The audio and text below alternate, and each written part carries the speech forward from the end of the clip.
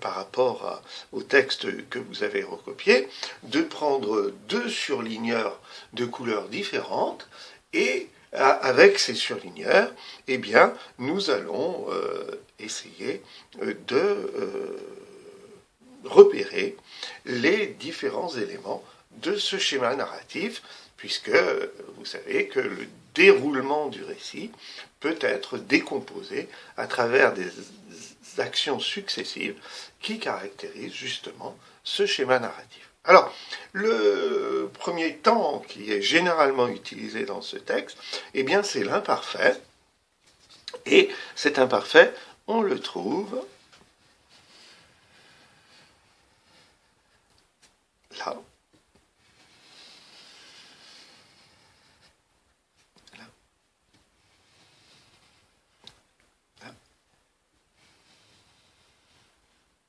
Et là. Et donc, nous pouvons dire que, et ça vous pouvez peut-être le noter dans la marche, hein, que cette première couleur correspond à la situation initiale du récit. Et cette situation initiale va être perturbée.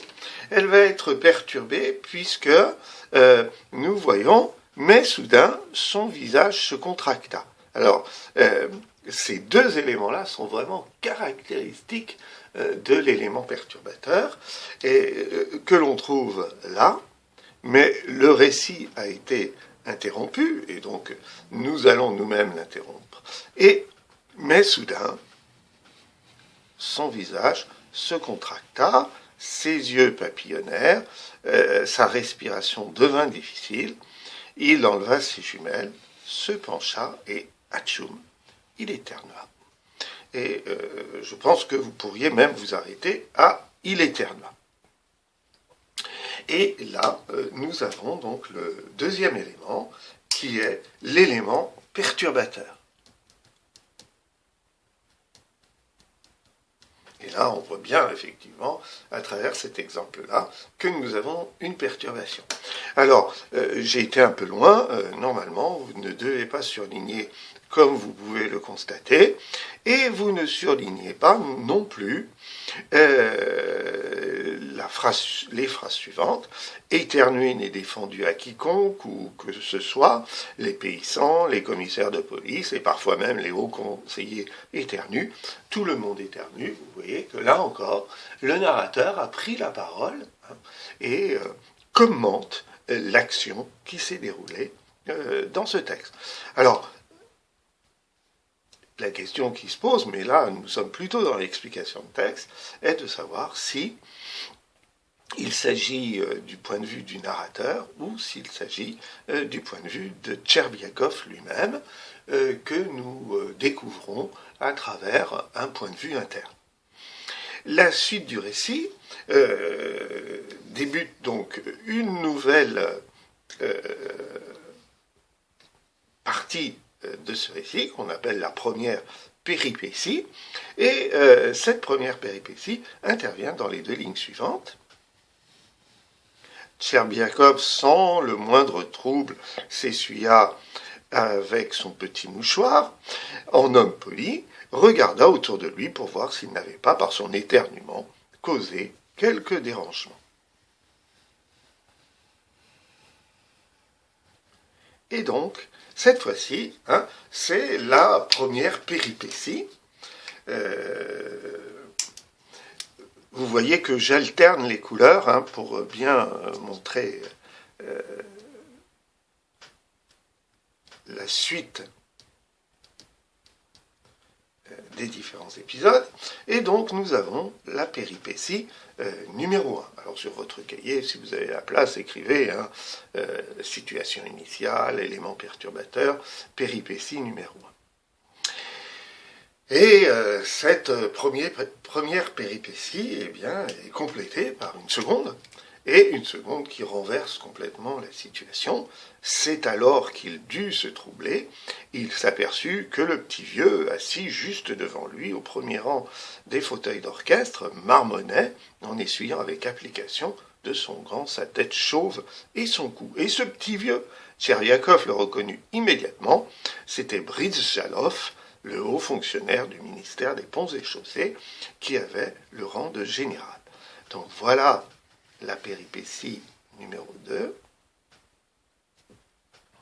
qui correspond effectivement à la découverte des conséquences négatives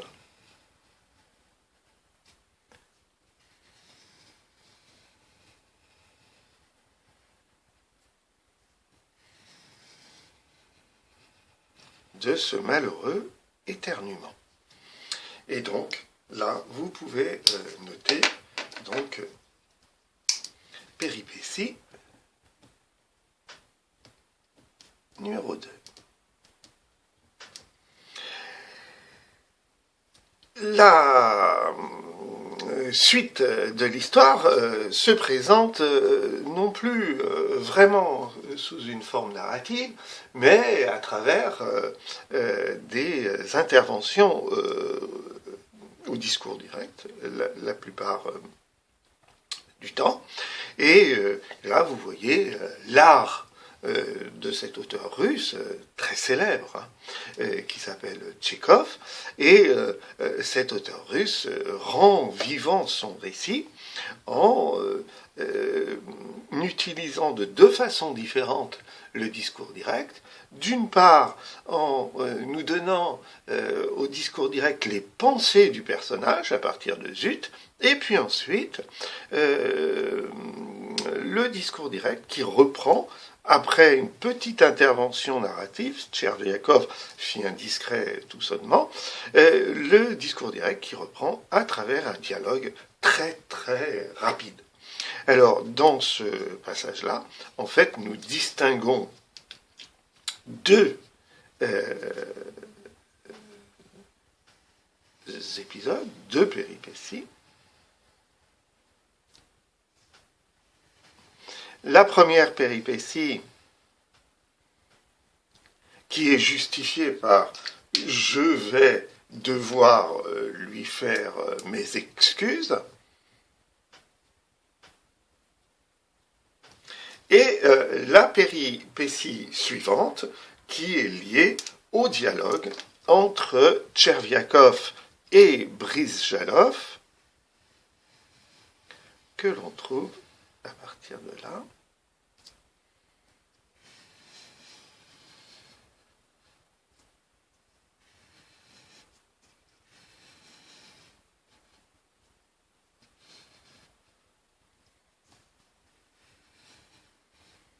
Et vous remarquez que ce dialogue est extrêmement rapide, mais qu'en même temps, il est extrêmement théâtral, puisque le général, dans sa première réponse, se présente comme quelqu'un de tout à fait tolérant, hein, ce n'est rien, ce n'est rien, et dans la deuxième, il devient plus sévère parce qu'il est dérangé. Ah, s'il vous plaît, laissez-moi écouter. Alors que Tcherviakov, lui, présente des excuses toutes naturelles, mais montrant la hiérarchie très stricte qui existe entre lui et le général. Et dans la deuxième, on voit poindre son angoisse, hein, à travers cette expression au nom de Dieu, et puis les excuses successives, je vous prie de m'excuser, je ne l'ai pas fait exprès, hein, qui l'infantilise d'une certaine façon. Et donc là, on voit vraiment tout l'art littéraire de Tchekhov dans ce passage-là. Et nous avons effectivement la péripétie numéro 4,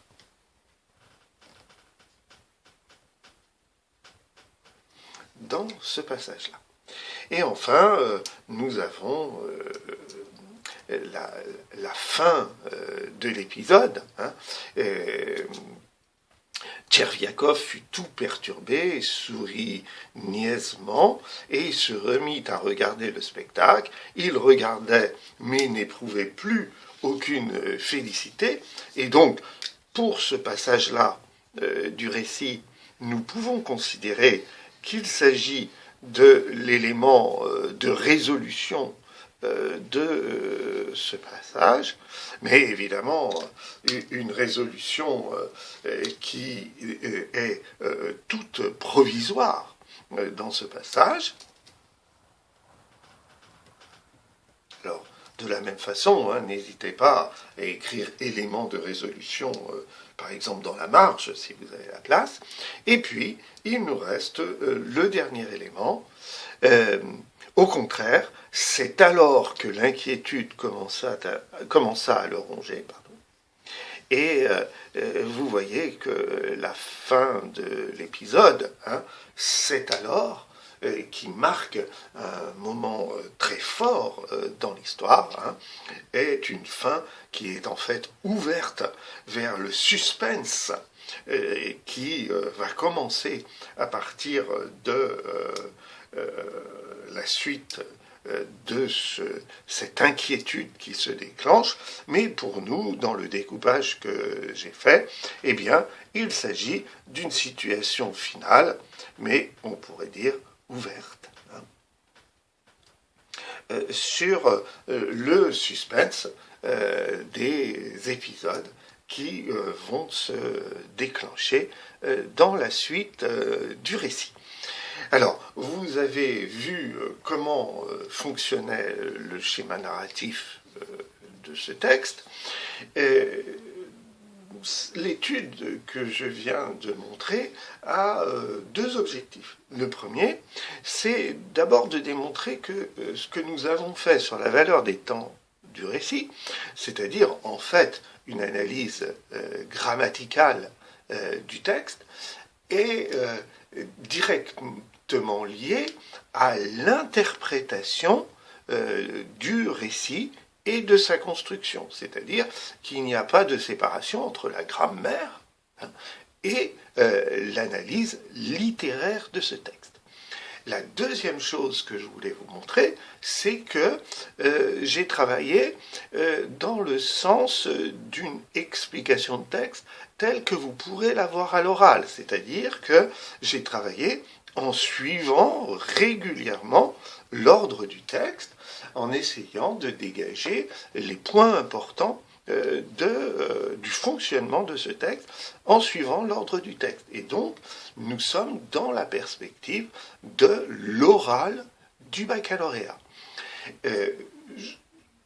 Nous verrons dans une prochaine séance concernant cette nouvelle, la mort du fonctionnaire, que l'on peut travailler d'une autre façon sur ce texte, c'est-à-dire d'utiliser la technique du commentaire pour en voir d'autres aspects que le déroulement linéaire depuis le début jusqu'à la fin du texte. Mais ça sera ce que nous verrons dans la prochaine séance.